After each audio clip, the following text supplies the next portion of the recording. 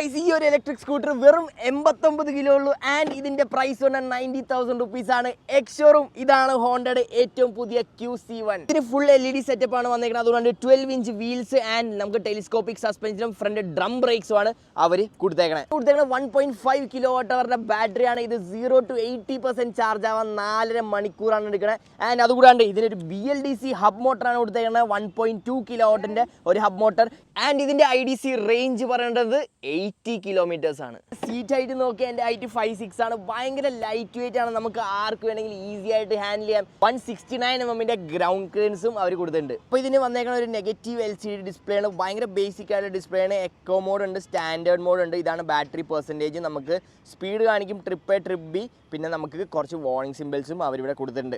ഈ C type charging port ഉണ്ട്. ഇവിടെ ചെറിയ ഗ്ലൗ ബോക്സ് ഉണ്ട്. അത് കൂടാണ്ട് ഇതിന് അണ്ടർ സീറ്റ് സ്റ്റോറേജ് വന്നേക്കുന്നത് 26 ലിറ്റർ ആണ്. ഒരു ചെറിയ ഹെൽമെറ്റും ഇവിടെ നമുക്ക്